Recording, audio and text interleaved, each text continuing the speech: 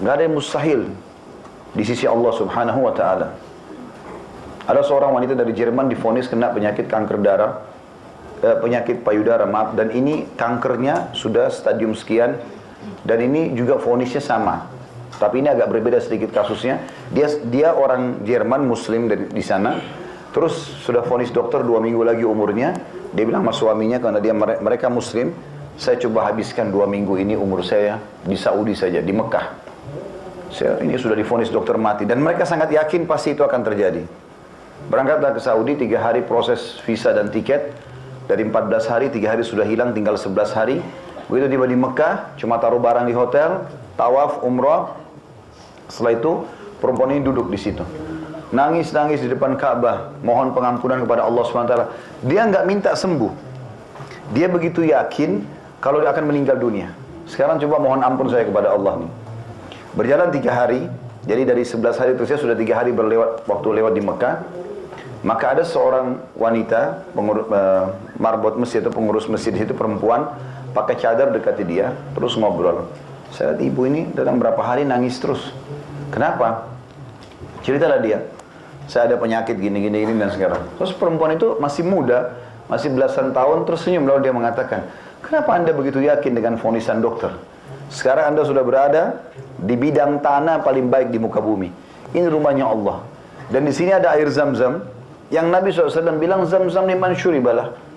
Zam-Zam sesuai dengan niat orang yang meminumnya.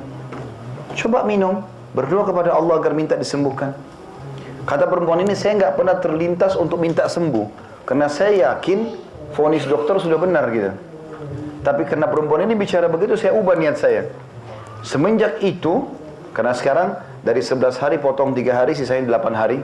Semenjak itu 5-6 hari ke depan, karena dia harus pulang menjelang waktu penentuan dokter itu. Sekitar 5-6 hari ke depan dia bilang, saya tidak buat apa-apa kecuali minum Zam-Zam. Makan apa-apa pun tidak. Sambil berdoa kepada Allah agar disembuhkan. Ringkas cerita, dia bilang saya pulang ke Jerman, langsung dari bandara ke rumah sakit, sama kasusnya. Begitu telepon dokter sudah siapin tempat operasi segala macam. Sebelum masuk ke ruang operasi dicek, ditemukan tidak sedikit pun tertinggal dari sel kanker itu. Hilang semuanya. Minum air Zam-Zam yang selama ini kita selalu, benar nggak sih? Gitu. Atau mungkin minum sedikit, simpan aja. Ada orang umroh Zam-Zam 10 tahun yang lalu, ada di rumahnya nggak pernah disentuh-sentuh. Padahal dia manfaatnya besar. Habis ya bisa beli lagi kan sebenarnya. Tapi mereka nggak paham masalah itu. Ternyata ini membuat dokter itu kaget. Dan ini kalau tidak salah satu penyebab dokter itu syahadat. Ya, dokternya dia syahadat, tadinya agama Katolik, karena melihat keajaiban ini. Dan terlalu banyak kisah-kisah yang berhubungan dengan hal-hal yang seperti ini. Jadi Allah bilang di ayat 4 At-Talaq tadi, Allah akan jadikan urusannya mudah. Di ayat 5-nya, di ayat 5 At-Talaq, tapi ini janji yang keempat, wa may yattaqillaha yukaffir anhu sayyi'atihi wa yu'dhim lahu ajra. Siapa yang bertakwa kepada Allah, dia istiqamah, dia hijrah, dia coba istiqamah, Allah akan maafkan semua kesalahannya yang lalu, dan Allah akan lipat gandakan pahalanya ke depan. Jadi apapun yang dia buat akan berlipat ganda pahalanya. Ini janji luar biasa ini dari Allah SWT. Dan dalam Al-Quran tidak kurang dari 226 ayat ya, dari 6.000 ayat sekian, itu yang menjanjikan semua orang yang bertakwa kepada Allah diberikan solusi dan jalan keluar. Bahkan puncaknya untuk masuk ke dalam surga itu memang harus menjadi orang yang bertakwa. Artinya patuh kepada Allah. Allah bilang halal dia nikmati, Allah bilang haram dia jauhi. Dia istiqamah di situ. Bahasan kita masalah itu. Kiat-kiat hijrah agar bisa istiqamah dalam ketaatan kepada Allah dan meninggalkan kemaksiatan. Dalam surah Al-Imran, surah nomor 3 ayat 133, Allah sebutkan masalah yang masuk surga nanti di akhirat hanya orang yang bertakwa. A'udzubillahi minasyaitonirrajim, wasari'u ila maghfiratin min rabbikum wa jannatin arduha as-samawati wal ardu iddat lil muttaqin. Al-Imran surah nomor 3 ayat 133, dan berlumba-lumbalah kalian kepada pengampunan Tuhan kalian. Udah, masa lalu yang dulu buruk sudah selesai, tutup sekarang. Mulai sisa umurmu dengan baik-baik kata Allah. Berlumba-lumbalah pada pengampunan Tuhanmu dan kejarlah surga yang luasnya seluas langit dan bumi, yang hanya dijanjikan untuk orang yang bertakwa. Berarti hanya dikasih untuk orang-orang yang bertakwa di sini. Jadi Bapak Ibu harus hapus dari benaknya, dari kamus pikirannya, bahwasanya orang kalau jadi orang baik, berarti dia akan susah hidupnya, ya, dia akan dibenci orang, atau dia akan tidak dapat rezeki, tidak dapat pekerjaan. Enggak, itu enggak benar semua. Karena janji Allah pasti benar. Dan sebagai seorang muslim kita enggak boleh ragu. Makanya pernah ada sahabat datang ke masjid, menemui Nabi SAW, lalu dia berkata begini, "Ya Rasulullah, kakak saya sakit perutnya." Kata Nabi SAW, "Berikan dia madu." Banyak si adik pulang ke rumah kasih makan madu kakaknya, dia balik lagi, "Ya Rasulullah, belum sembuh." Dia ingin segera sembuh. Banyak dikasih madu, kakaknya masih menjerit-jerit kesakitan. Apa jawaban Nabi SAW? "Sesungguhnya Allah pasti benar dan perut kakakmu yang bohong." Apa maknanya? Gak mungkin Allah salah. Allah menjanjikan dalam surah An-Nahl, ya, surah tentang lebah, itu Allah sebutkan bahwasanya dari perut lebah itu keluar minuman, madu itu, yang akan jadi obat bagi manusia. Dan Nabi SAW mengatakan kesembuhan pasti, nggak ada keraguan, dalam tiga hal.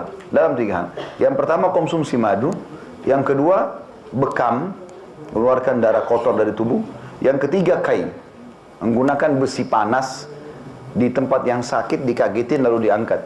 Tapi Nabi bilang, cuma saya melarang umatku menggunakan kai. Riwayat lain, jadikan dia pengobatan terakhir kalian. Tapi madu di sini sama bekam disebutkan. Yang kita ingin titik beratkan bagaimana Nabi SAW menanamkan keyakinan ke diri sahabat ini. Kalau belum sembuh sabar, ada prosesnya. Jangan langsung kau vonis, oh berarti madu nggak sembuhin. Loh kok bisa? Bagaimana bisa? Dan kita juga kalau sedang berobat, kita harus pahami dalam syariat kita bahwasanya orang berobat itu diikuti dengan keyakinan. Saya pernah temuin seorang dokter atau sugestinya ya, dari Dammam di Saudi datang ke Indonesia. Dia ngobrol-ngobrol, dia ingin buka rumah sakit yang besar, dan rumah sakit ini maksud dia, ayo kita gratisin orang apalah segala kita sosial. Sambil kami ngobrol-ngobrol, sampailah kepada pengobatan.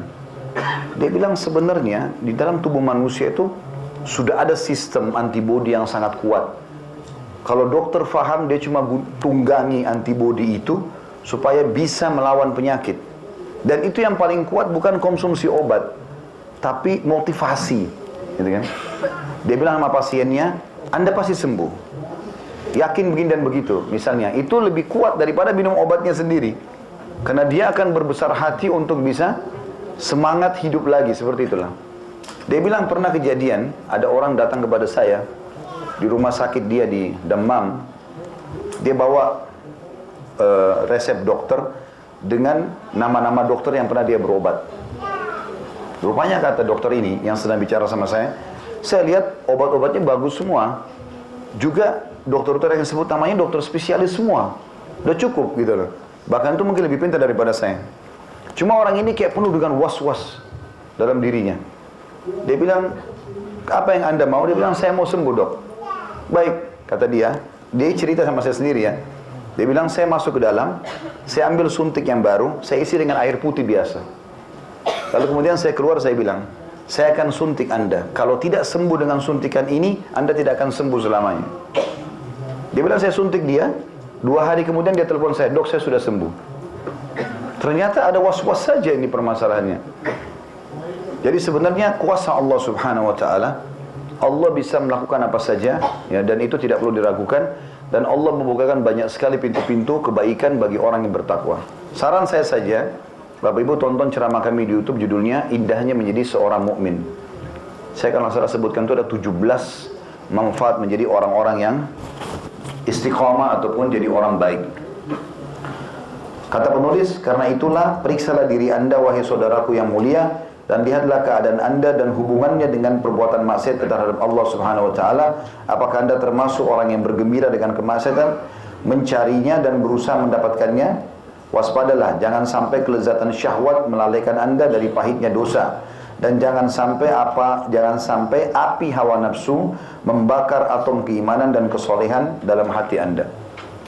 Yang pertama Allah angkat dari hati seorang hamba yang melakukan kemaksiatan adalah kenikmatan ibadah itu. Begini maksudnya, Kalau teman-teman hadir di sini, bilang sama saya, Ustaz, saya kalau sholat susah sekali khusyuk, sering menghayal. Saya kalau mau zikir, malas rasanya. Baca Quran, malas. Setiap kalau mau buat pahala, sholat malam lah dan selain, malas. Kayaknya sulit. Tapi kalau buat maksiat, itu mudah. Apa yang sedang terjadi? Anda memang sedang diangkat nikmat, sedang Allah angkat nikmat, ya, kenikmatan ibadah itu karena maksiat yang dibuka. Itu yang paling pertama Allah angkat. Jadi Allah nggak langsung butain matanya orang bermaksiat. Allah misalnya patahin kakinya, bisa saja Allah lakukan. Allah buat dia keluar, ditabrak, mati, bisa saja. Tapi Allah maha penyayang dengan hamba-hambanya. Allah berikan tahapan. Cuma tahap pertama ini berat sekali. Maksudnya adalah kalau orang buat dosa akan diangkat kenikmatan ibadah darinya. Jadinya tidak nikmat lagi ibadah itu. Padahal sebenarnya itu nikmat yang sangat besar. Bisanya kita sujud, mohon kepada Allah, menangis, kita baca Quran rasanya nggak mau berhenti. Kalau berdoa rasanya nggak mau menutup doanya, selalu ingin komunikasi sama Tuhannya. Itu mahal sekali dan itu yang pertama hilang kalau orang buat maksiat. Kalau Bapak Ibu merasakan ini, maka perbanyak taubat kepada Allah SWT. Dan saya katakan itu hari, saya ingatkan kembali terapinya. Coba terapkan seminggu, kalau bagus sampai sebulan ke depan. Mulai hari ini coba terapi. Semua ketaatan yang Allah sudah perintahkan, nggak usah ditambah. Seperti misalnya Bapak Ibu biasa sholat 5 waktu wajib, oke? Sholat sunnah yang Bapak Ibu mampu lakukan. Coba lakukan misalnya zikir pagi petang, oke? Misalnya baca Quran 10 ayat per hari, atau jenguk orang sakit, bakti sama orang tua. Apa yang Bapak Ibu biasa kerjakan saja, dikerjakan. Tapi sisi yang lain, Bapak Ibu lebih tahu masing-masing dosa apa yang sedang Anda lakukan. Tutup kerannya. Jangan lakukan lagi dosa itu. Biarkan ketaatan ini terus naik, dan ini tertutup. Nanti di sini akan ada kehusyuannya. Akan muncul nanti perasaan nyaman sholat itu, nyaman baca Quran itu, dan seterusnya karena dosanya sudah tertutup. Kalau ini masih dibuka dan masih berimbang, maka tidak ada kenikmatan ibadah, tidak ada kenikmatan juga berbuat dosa itu. Ya. Saya kasih contoh tuh hari kalau masih ingat. Kalau ada orang menggabungkan ini, misal dia mabuk, tapi dia juga jaga sholat. Dia mabuk jam 2 malam, jam 4 subuh azan subuh misalnya. Sambil mabuk, sambil nggak enak dia. Ini saya mau mabuk, tapi sebentar azan subuh. Jadi mabuknya nggak enak, karena dia mau gabung dua-duanya. Nggak bisa ketemu, seperti minyak sama air. Dia pakai jilbab atau pakai cadar, tapi masih mau pacaran misalnya. Atau laki-lakinya sudah mulai masuk masjid, sudah mulai baik, tapi pacaran. Dia serba salah. Mau gandengan nggak enak, mau jalan sama-sama nggak enak, ketakutan sana sini. Karena dia mau gabungin keduanya, nggak bisa ketemu ini. Bapak Ibu harus menjadi orang baik sekalian, supaya rasakan kenikmatannya ibadah itu.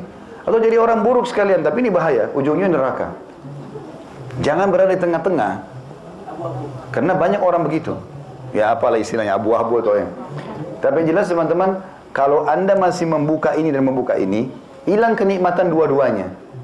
Kenikmatan ibadahnya nggak ada, kenikmatan dosanya juga nggak ada. Memang harus ditutup salah satunya. Kalau orang dia tidak mau ibadah sama sekali, pemabuk nggak mau ibadah, nggak pikirin sholat, nggak pikirin apa, dia mabuk sampai jatuh di pinggir jalan, dia nggak peduli kan? Karena dia nikmati dosanya, tapi ini bahaya ke neraka. Atau orang dasarnya nikmati ibadahnya, dia tutup pintu maksiatnya. Kalau Bapak Ibu kerjakan ini, terus ibadah yang rutin saja, yang wajib-wajib misalnya, dosanya ditutup, nanti akan naik terus rate-nya, dosanya turun.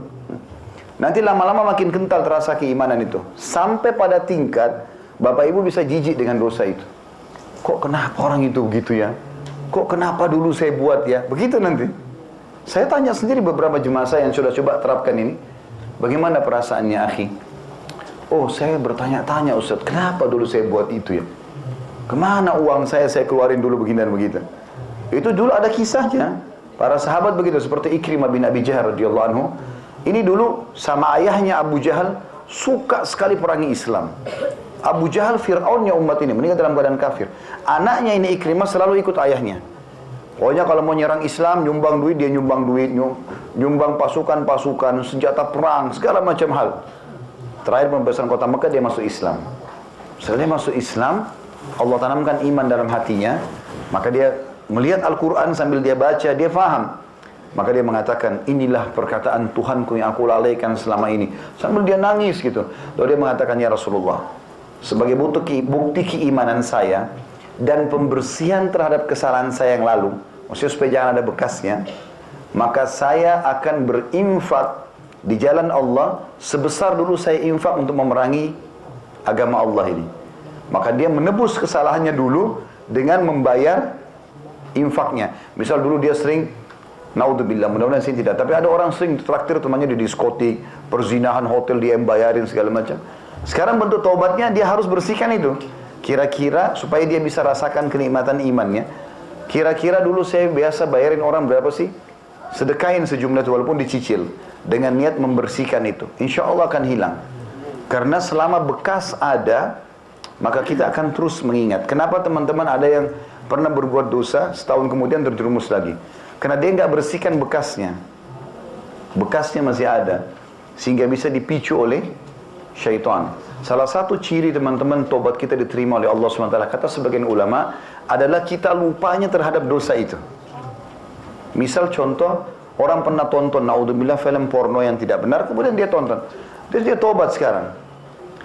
Kalau kapan dia, satu waktu, ada pemicu untuk nonton lagi, kemudian dia lupa, dia tidak tahu ini cuplikan apa. Itu berarti dulu tobatnya sudah diterima, karena dia sudah lupakan, bekasnya pun hilang.